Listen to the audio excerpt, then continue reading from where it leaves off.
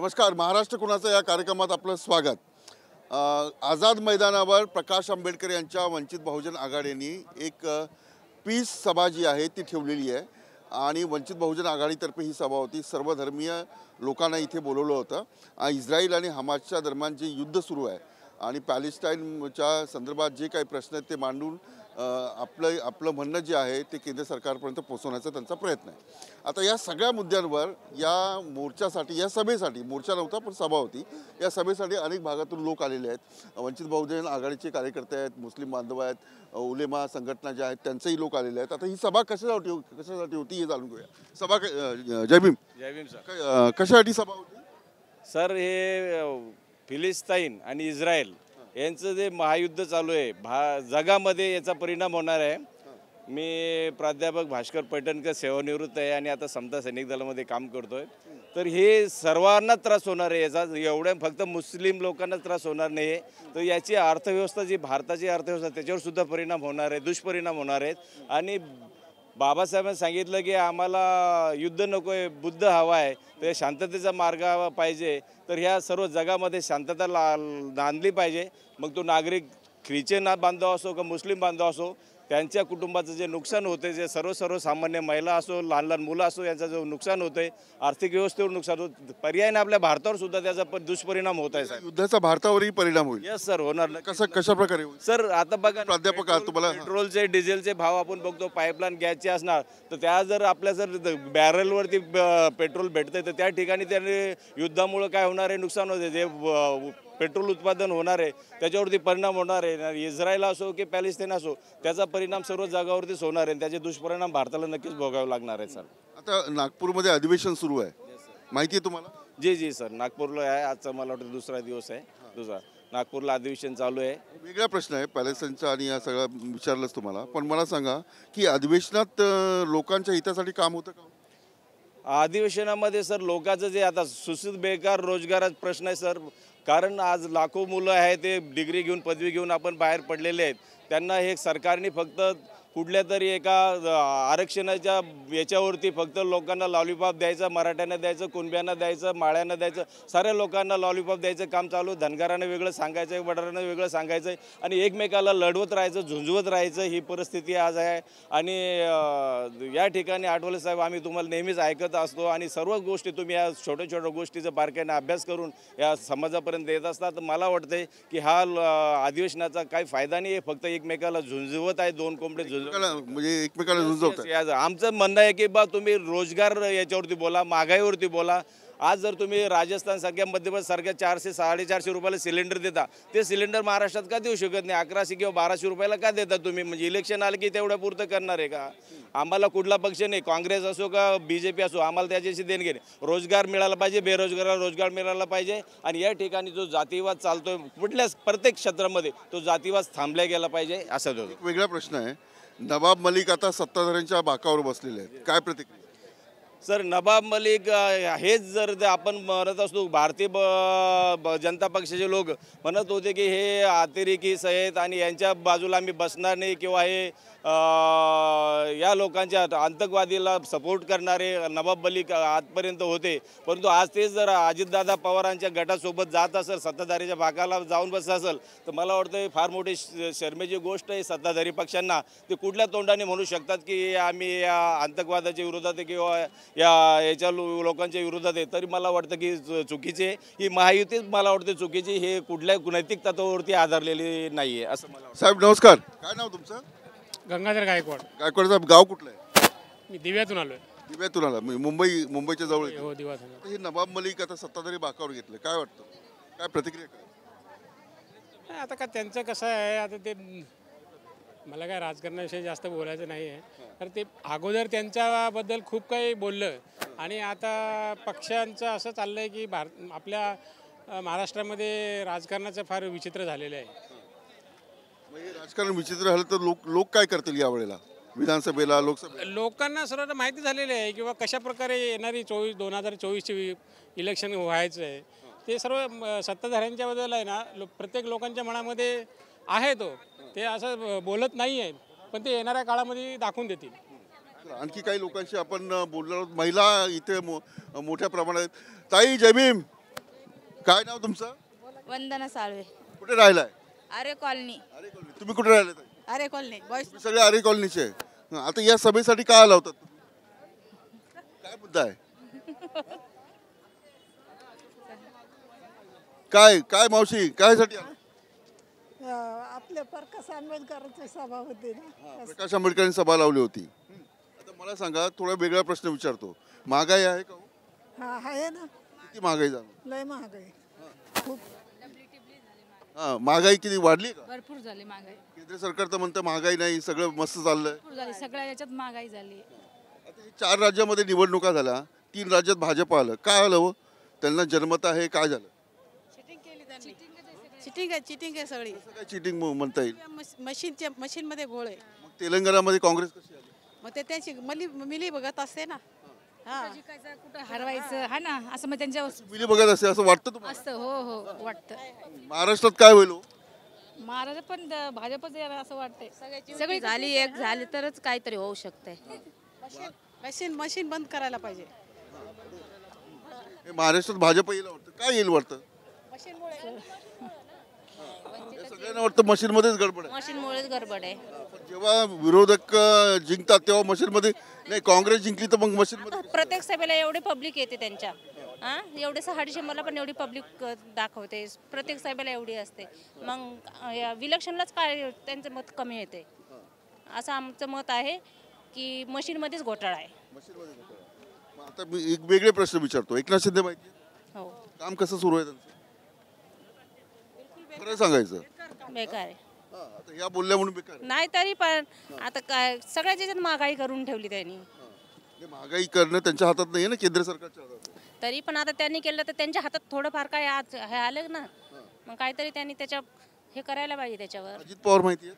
हो ते मुख्यमंत्री झाले पाहिजे का? नाही झाले पाहिजे. नाही. बाळासाहेब मुख्यमंत्री झाले पाहिजे. हो झाले पाहिजे. काय बाळासाहेब मुख्यमंत्री झाल्यावर काय होईल सांगा? सगळ्या गोरगरिबांना सगळ्या सवलती मिळतील आणि गोरगरिबांनाच नाही पूर्ण इतर समाज आहे ना त्यांच्यासाठी पण ते आरक्षण हे करून देतील. सगळ्यांसाठी जेवढा हा समाज आहे आमचा तेवढं सगळे समाज ते एक ठिकाणी बांधून ठेवतील असं आमचं मत आहे. बाळासाहेब मुख्यमंत्री झाल्यावर मराठा आरक्षण मिळेल? मिळेल ना. मिळेल. त्यांच्याकडे फॉर्म्युले आहेत. अनेक जण म्हणतात की कायद्याच्या कक्षेत काय बसत नाही, मग कसं होईल? ते करतात बरोबर. त्यांच्याकडे फॉर्म्युले आहेत. फॉर्म्युले आहेत. पण काँग्रेस सोबत गेलं पाहिजे. काँग्रेस आणि प्रकाश आंबेडकर यांची युती झाली पाहिजे. झाली पाहिजे. झाली पाहिजे. झाली पाहिजे. काँग्रेसवाले तर घेतच नाहीत त्यांना. हा काँग्रेसवाले जवळ करतच नाही. हो मग आता ते त्यांची बीजेपी आणि ते सगळे मिली बघतच आहे ना त्यांची. मग यांना कशाला घेतील? या महिलांशी काही आपण बोलवतो, काही मुद्दे चर्चा करतो. आणखी काही मुलं आहेत, तिथे घोषणाबाजी होते. ही घोषणाबाजी कशासाठी आहे? काही विद्यार्थी दिसत आहेत, त्या विद्यार्थ्यांशी बोलणार आहे. नमस्कार, काय नाव तुमचं? नाव काय? नाव काय तुमचं? मिलिंद लहाने. मिलिंदजी, मला सांगा कशासाठी मीटिंग होती? आज जे पॅलेस्टाईनमध्ये जे चाललेलं आहे ना, जे इस्रायलच्या विरोधात त्याच्यामध्ये शांती पीस म्हणून हे होतं. ते आज शांतता मोर्चा होता आज. पण त्या युद्धामुळे का भारतावर काय परिणाम? आता ही दखल घेतली जाईल ना सगळ्या याच्यावरती वगैरे.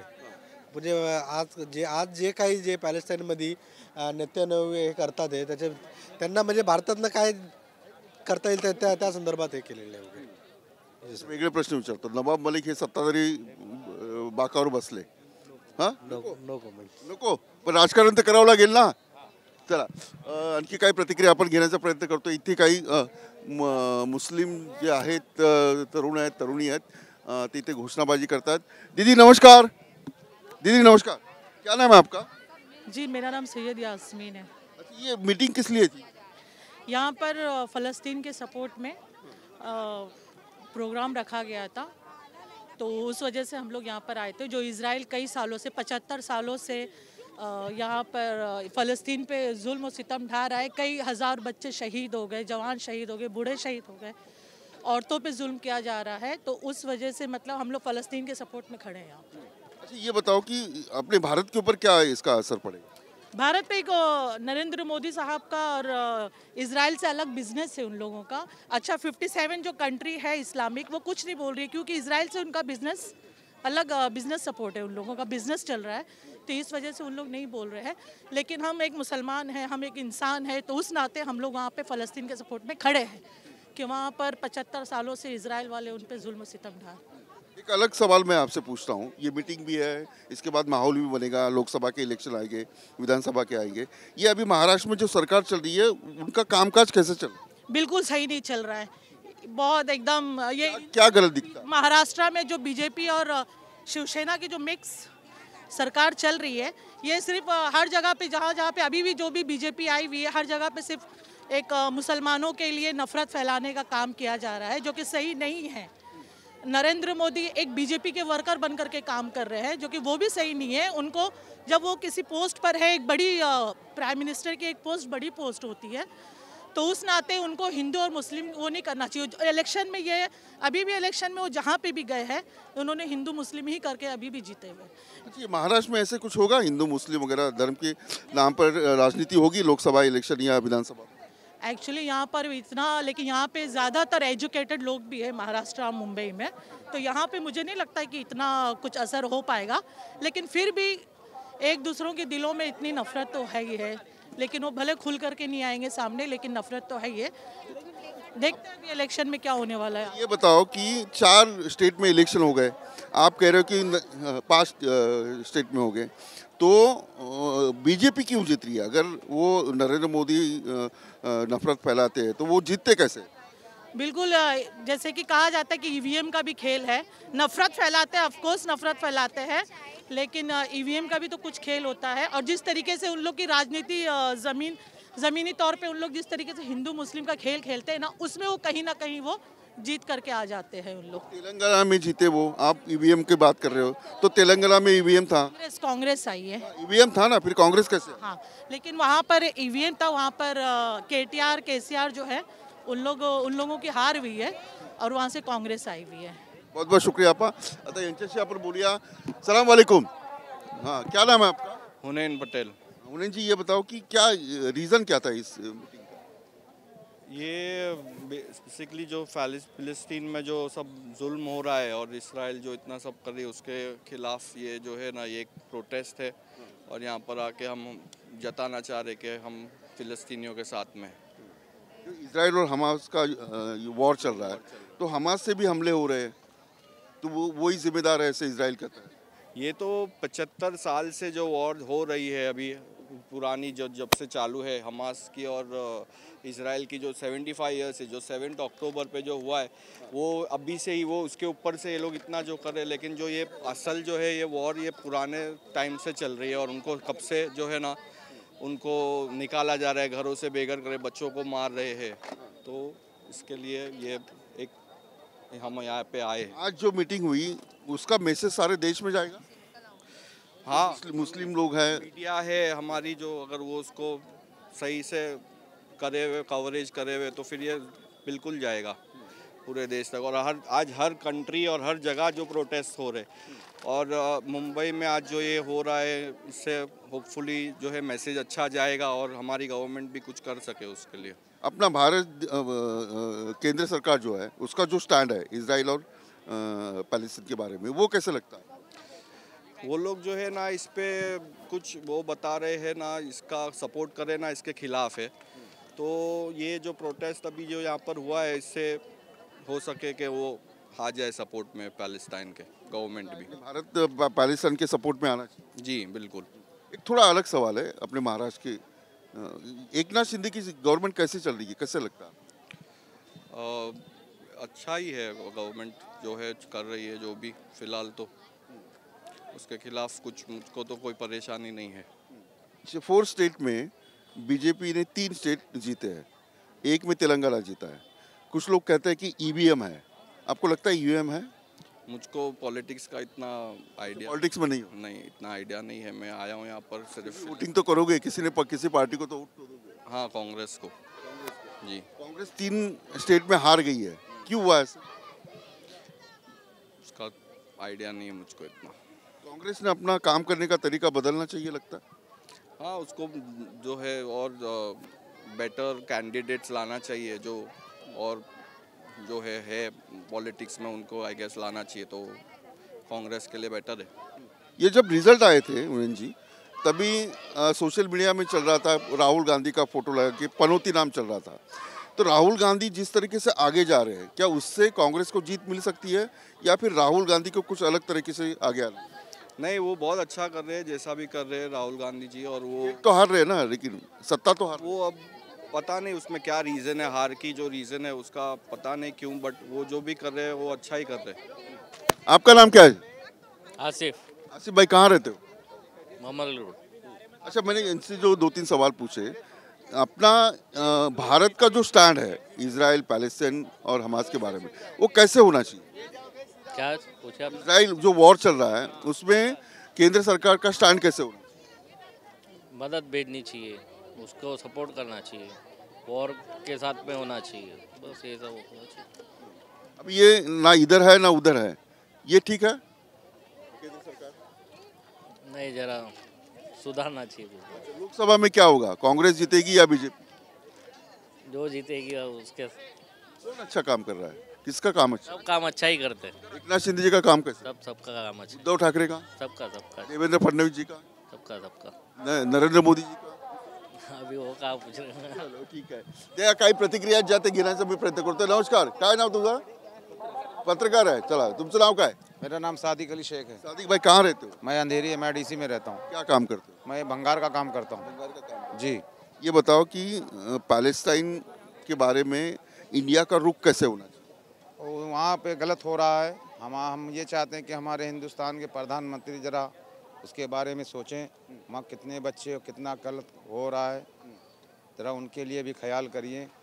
पार्लियामेंट में भी आवाज़ उठाइए, मगर अब यही है कि वहाँ तक की आवाज़ नहीं पहुँच रही है। हमसे तो अपील है कि आप वहाँ तक हमारी बात पहुँचा दीजिए जरा। यहाँ ये जो वॉर हो रहा है उसका कोई असर भारत पे पड़ेगा? अब यहाँ से स्टार्ट हो गया, पूरे भारत में क्या पूरे उसमें चल जाएगा, पूरे भारत में ये बात गूंजने लगेगी। अब यहाँ का जो उद्यान चल रहा है, जो हमारे अगाड़ी साहब ने जो काम किया है, अब ये पूरे भारत में नाचेगा। हाँ, आज यहाँ हुआ है, कल यूपी में होगा, परसों कहाँ होगा, अब यहीं से स्टार्ट हो जाएगा। जी। अच्छा, ये बताओ, बीजेपी 3 स्टेट जीती है, क्यों जीती है? अब उनका कर्तव्य जानते ही हैं, पूरा देश जानता है कैसे क्या हो रहा है। EVM का खराबी है कि इंसान में खराबी है। अब इलेक्शन हो ही रहा है, जब मामला आता है तो एक दौड़ा हो जाता है हिंदू मुसलमान। सबसे एक उदाहरण नहीं, आप कहते हो कि हिंदू मुसलमान होता है, लेकिन वो जीतते कैसे है फिर? अब वही बता रहे हैं सर, जब वो वोटिंग वाला काम आता है, जो बैलेट पेपर का काम रहता था तो चलता नहीं है। अब EVM मशीन में क्या है खराबी, क्या है खराबी, तो मशीन ही बता पाएगा। लोग कहते हैं कि पहले उनका पेट भर जाता है। EVM में अगर खराबी होगी तो तेलंगाना में कांग्रेस जीती। तेलंगाना में एक तरफा रहता है सर, वहाँ पे कोई अभी EVM थी ना, EVM गड़बड़ कर सकते थे। नहीं, तो वहाँ पे नहीं चाहिए। पूरा हो जाएगा तो मामला ही सब ओपन हो जाएगा सर। ये बात है, यानी पूरा अगर हो जाएगा तो मामला नहीं हो जाएगा सर। इससे पहले बैलेट पेपर होता था तो आप खुद जानते थे कैसे क्या होता था। अभी EVM की मशीन में जो चाहिए उनको पेट भर के खाना चाहिए, पहले खा लेंगे बाद में निकाल लेंगे, तो ऐसा ही हो रहा है सर। एकनाथ शिंदे जी का काम कैसे चल रहा है? जैसे चल रहा है वो तो जानते हैं। अच्छा है? कैसे? नहीं, ठीक है सर, ठीक चल रहा है। उद्धव ठाकरे जी का काम कैसे? उनका तो और ऐसा ही था, अच्छा ही था। इसमें सरकार में किसी की कमी नहीं है, बस आदमी बदलते रहते हैं, सरकार चलते रहते हैं, बस यही हो रहा है। नवाब मलिक के ऊपर पहले आरोप किए थे बीजेपी ने, अभी वही नवाब मलिक सत्ता में गए, ये अच्छी बात है? सर, ये राजनीति है, कभी परला कभी तराजू, तो बरोबर रहता ही है। राजनीति में हम कहाँ तक के बोल पाएंगे सर? राजनीति वो करते हैं लेकिन वोट तो हम देते हैं ना। अब वो तो जब समय रहता तो कोई ना कोई कुछ ना कुछ बोल के फिर अपना ही काम उठा लेते हैं कि ऐसा नहीं ऐसा करो, ऐसा नहीं ऐसा करो। अब इस माध्यम से हम एक चीज़ बता रहे हैं कि अगर पिछले वर्ग के लोग और मुसलमान एक प्लेटफार्म पे आ जाएंगे तो जो चाहेंगे तख्ता पलट सकते हैं हम लोग। बहुत बहुत शुक्रिया। क्या नाम है आपका? मेरा नाम आसिफ। आसिफ भाई, कहाँ रहते हो? मैं वर्ली में रहता हूँ। ये क्या बोर्ड बताइए आप? पैलेस्टीन का बोर्ड है। पैलेस्टीन क्यों पैलेस्टीन के साथ क्यों रहना चाहिए? सर देखो, फ़लस्तीन के साथ 1948 से जुल्म हो रहा है सर, ठीक है ना। 1948 का आप जो डिक्लेरेशन देखोगे उसके अंदर 2 स्टेट का रखा गया था, पर उसके अंदर ब्रिटिश एम्पायर लोगों ने उन्होंने अच्छा से अपना गेम खेल लिया और अमेरिका ने हमेशा ये चाहा है कि वो मिडिल ईस्ट के ऊपर नज़र रखने के लिए एक इजराइल को वहाँ पे उन्होंने बना के रखा है, ठीक है। और सब पूरी दुनिया सिर्फ मज़े ले रही है सर। अमेरिका जो है सिर्फ और सिर्फ अमेरिका उनको आर्म्स एंड एम्यूनिशन प्रोवाइड कर रहा है, एक छोटी सी बात मैं बोलूँगा ना सर, एकदम राउंड फिगर, 11 तारीख से अमेरिका के arms and ammunition sir Israel के पास पहुंच रहे। हमास वालों ने तो अपना पहले से तैयारी करके रखा था। उनके पास में इजराइल के जो IDF फोर्स है, जो वर्ल्ड के सबसे ज़्यादा जाने माने जानते हैं, मोसाद वगैरह हो गए, ये इतनी डाउटफुल चीज़ है कि उनको इस बात का अंदाज़ा ही नहीं था कि 7 अक्टूबर को अटैक होने वाला है। ये अटैक उन्होंने खुद करवाया है। इतनी एडवांस मिलिट्री को 7 घंटे तक ये नहीं पता चला कि उनके अंडर में घुस के लोगों को 250 लोगों को उठाकर लेके चले गए। ये इम्पॉसिबल चीज़ है सर, ये ऐसा हो ही नहीं सकता है। दूसरी चीज़, ये अटैक किसने, इजराइल ने करवाया या किसी ने खुद ये करवाया है सर। देखो कुछ चीज़ें होती है ना, जब चेस का गेम जितना होता है ना सर, अपने खुद के पायदों को पहले मारना होता है, अपने खुद के पायदों को मारना। ये उन्होंने खुद करवाया है ये सब। उन्होंने बोलते हैं ना, हमास ने पहले हमला नहीं किया। नहीं, हमास नहीं किया सर, हमास नहीं किया। हमास का जो रेजिस्टेंस चल रहा है सर, काफ़ी सालों से चल रहा है। उन्होंने ही पहला किया और उन्होंने फ्री हैंड भी उन्होंने दिया ना सर, उनको फ्री हैंड भी उन्होंने दिया ये सब चीज़ें करने के लिए। अभी वो हमास से तो लड़ नहीं पा रहे। आप लोग देख रहे हैं अभी तक 350 उनके सोल्जर्स मर चुके, जो इतने एडवांस सोल्जर्स हैं उनके, और वो हमास से लड़ नहीं पा रहे हैं। तो वहाँ पे बेचारे मजलूम बच्चे और औरतों को वो लोग बम गिरा के यहाँ पे उनको सरेंडर करवाने की कोशिश कर रहे हैं, पर फिर भी हमास डटा हुआ है। वो तो सर 10 अक्टूबर से इजराइल उनसे भीख मांग मांग के आर्म्स एंड अम्यूनिशन सब डाल रहा है सर। आप देख लो, ईरान तो सिर्फ बोल रहा है, सब सिर्फ धमकी, सिर्फ बयानबाजी चालू है लोगों की।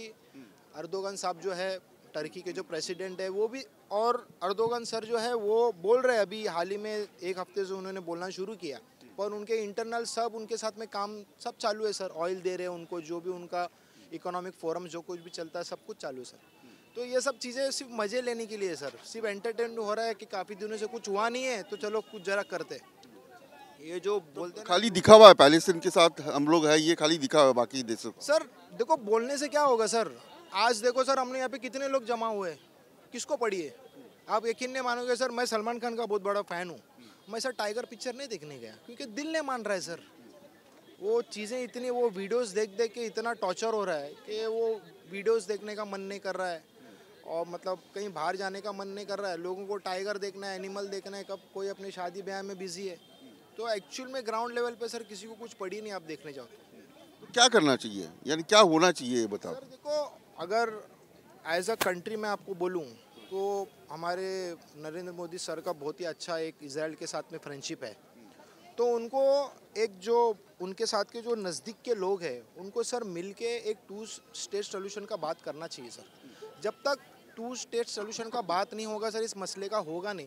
देखो सर, हमारे से कोई वो नहीं है, आर्मी के 30,000 आर्मी है, हमको उनको ख़त्म कर देना है तो हमास ख़त्म हो जाएगा। हमास कभी ख़त्म नहीं हो पाएगा सर, क्योंकि वो एक आइडियोलॉजी है। आप कितने सालों से, अब देखो सर, गाज़ा के लिए उनके लिए था कि वो हमास का गढ़ है। वेस्ट बैंक में तो अभी तक 300 लोगों को मार दिए सर। वेस्ट बैंक में कहाँ हमास है? वहाँ पे भी तो लोगों को डिटेन करके मारा जा रहा है ना सर। कितने और 2000 से ज़्यादा लोग। देश ने दोनों के साथ बात करनी चाहिए सर, बैठ के बात करके सोल्यूशन निकालना चाहिए सर इसका। जब तक देखो निकलेगा सोल्यूशन नहीं, क्यों नहीं निकलेगा सर, बहुत ही अच्छे से सोल्यूशन निकलेगा। इसके अंदर लोग आप काफी लोग यहाँ आए थे, ये पूरे देश में ऐसे ही सभा होगी सर? अगर जिस तरीके से सर आए थे आज, अंबेडकर सर आए थे, अगर उन्होंने स्टैंड लेके अगर इस चीज़ को हवा को चलाना चाहिए तो तभी तो कुछ मैसेज ऊपर तक पहुंचेगा, तब जाके तो बात कर सकते हैं। हमारे नरेंद्र मोदी सर का बहुत ही अच्छा रिश्ता है नेतन्याहू से, तो उनको बैठ के बात करना चाहिए। अभी फिलहाल नेतन्याहू सर ना, वो अपनी खुद की सरकार बचाने पे तुले हुए हैं। देखो वहाँ के तेल अवीव में खुद उनके लोग ना प्रोटेस्ट कर रहे हैं सर। अभी उनकी खुद की सरकार बहुत एकदम दाव पे आ गई है। वो लोग खुद बोल रहे हैं कि इतना इंटेलिजेंस वाला हमारा ये फेल हो गया। अब देखो सर, 2 लाख से ज़्यादा लोगों को उन्होंने वेस्ट बैंक में ना गन बांट दिया सर, खुद के गवर्नमेंट ने। कि वो लोग ने गन्स के लाइसेंस के लिए अप्लाई किया है और गन भी ले चुके हैं। तो गन लेने के बाद में सर अब तो वहाँ पे बहुत ही नंगा नाच हो जाएगा, वो अपने लोगों को मारेंगे वो लोग तो। बहुत बहुत शुक्रिया आसिफ। आप कहाँ रहते हैं? वरळीमध्ये राहणारे असिफ एकूण पॅलेस्टाईनचा सगळा इतिहास आणि याचे परिणाम जे आहेत ते सांगत होते. महाराष्ट्र कोणाच्या या कार्यक्रमात मी अनेकांशी बोललो.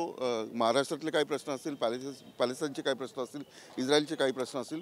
सामान्य लोकांना, सामान्य नागरिकांना याविषयी काय वाटतं, त्याचा परिणाम देशावर काय होणार आहे हे जाणून घेण्याचा प्रयत्न केला.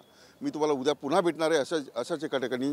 तुर्तास इथेच थांबतो. व्हिडिओ जर्नलिस्ट कामेश सबिला साठवले, न्यूज स्टेट महाराष्ट्र.